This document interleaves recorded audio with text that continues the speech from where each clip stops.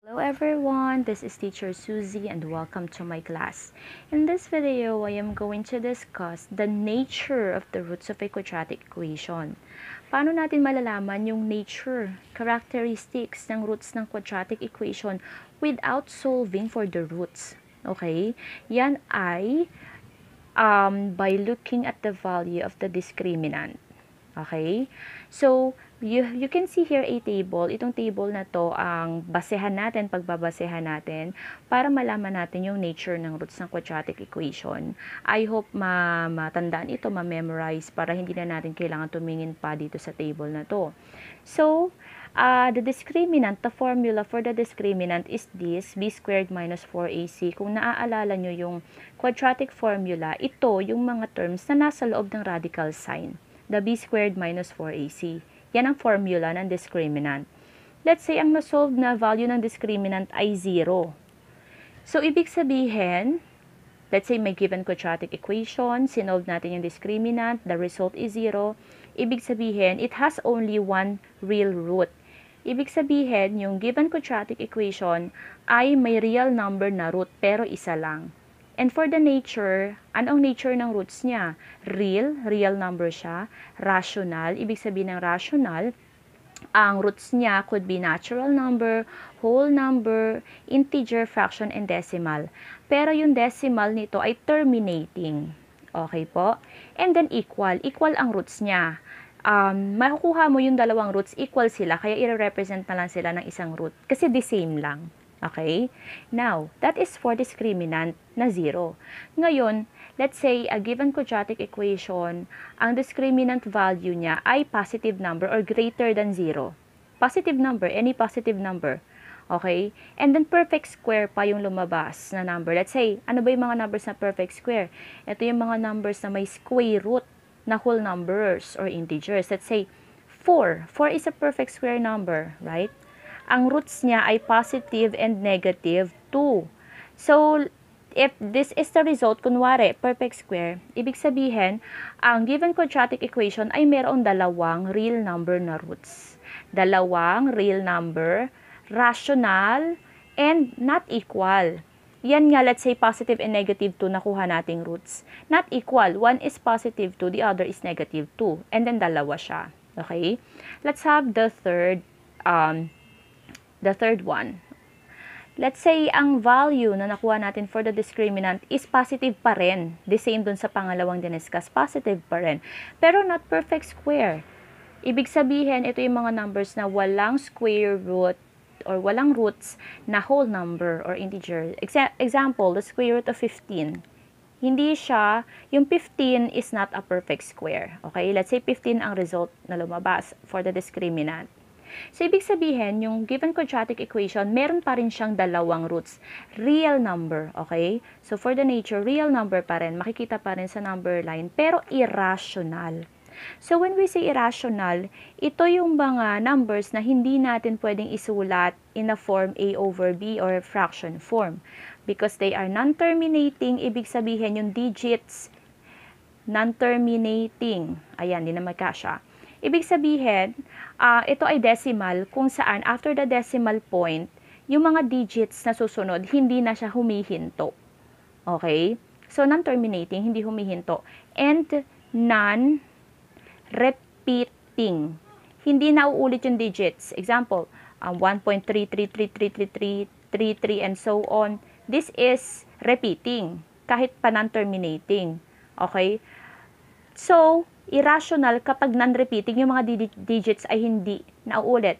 Let's say, pi. Ang value ng pi is an irrational number. Yung mga digits niya after the decimal point ay non-repeating. And then, non-terminating din siya. So, this is irrational number. Okay? And then, unequal din. So, yun lang ang pagkakaiba pag perfect square at not perfect square and discriminant. Pareho naman silang real numbers. Pareho rin silang unequal. Parehong dalawa ang roots. Pero, yung sa pag perfect square, ang nakuha discriminant, rational. Pag not perfect square, irrational. Okay? And let's say, nag-solve tayo ng discriminant ng isang quadratic equation. Ang result ay negative number. Or less than 0, negative. Negative ang discriminant na na-solve. Ibig sabihin, yung given quadratic equation has no real roots.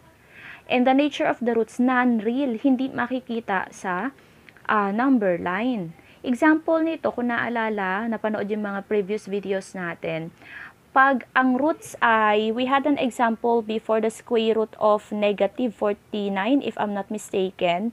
Though 49 is a perfect square, pero negative siya, may negative na number inside the radical sign. This is not real. This is non-real number.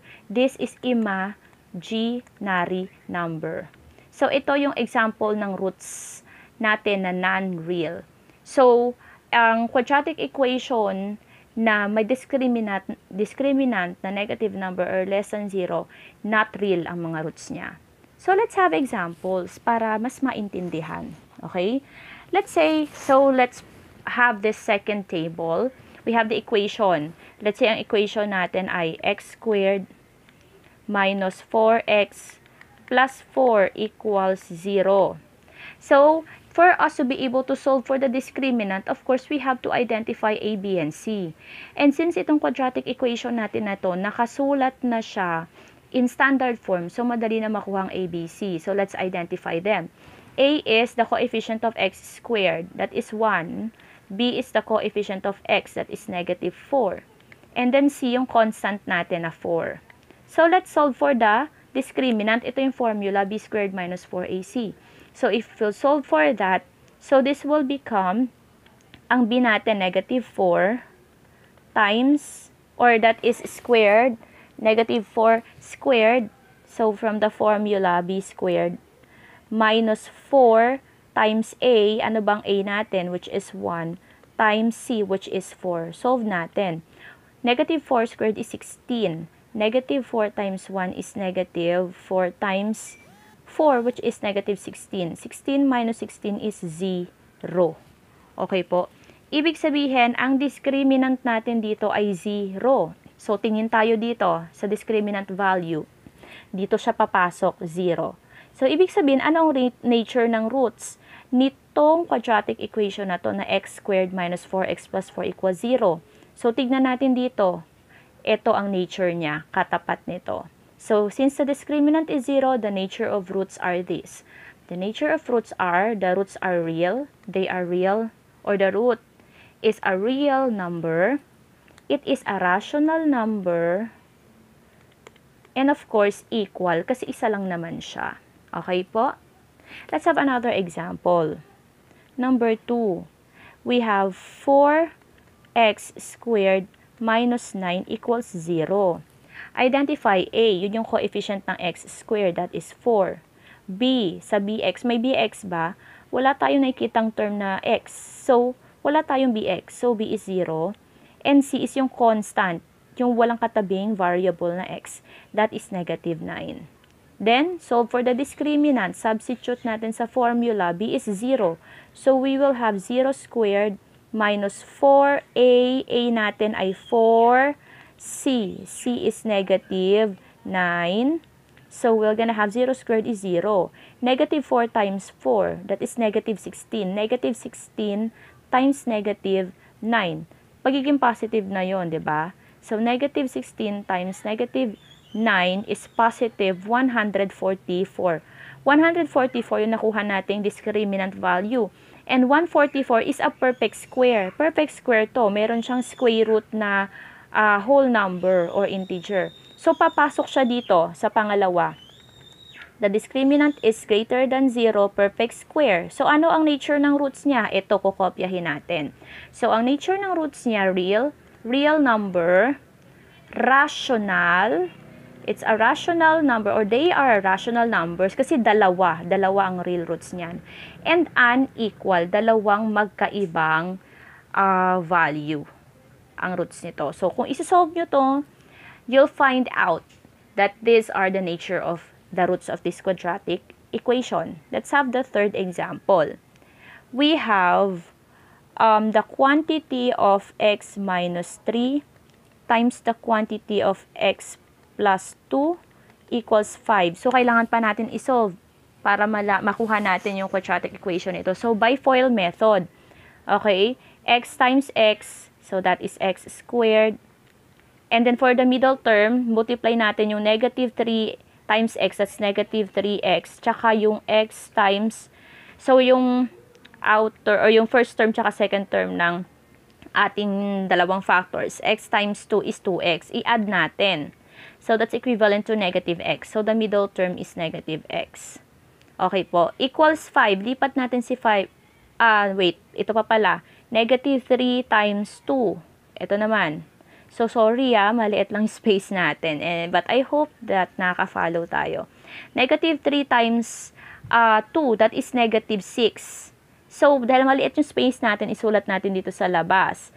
May 5 tayo, diba? Lipat natin on the side of the equal sign. So, magiging negative 5. I-combine natin. So, that is negative 11 and then equal 0. Okay po. So, ito na yung quadratic equation natin. X squared minus x minus 11 equals 0. If you have a pen and paper with you, you may also double check for the answer para mas makita ninyo yung bawat solutions. Okay? Now, let's identify A, B, and C. A here is 1. B is negative 1 because x is negative. And C is the coefficient, negative 11. Okay? So, let's solve for the discriminant. Substitute these values to the formula. B is negative 1. Negative 1 is squared. Minus 4A, A is 1. Times C, ang C natin ay negative 11. Solve natin. The square of negative 1 is positive 1. Negative 4 times 1 is negative 4 times negative 11. Magiging positive na siya. Positive 44. Add natin, the answer is 45. 45 is greater than 0. Identify natin, perfect square or not. This is not perfect square. So, iba siya dun sa pangalawang example natin. Not perfect square. So, saan siya papasok?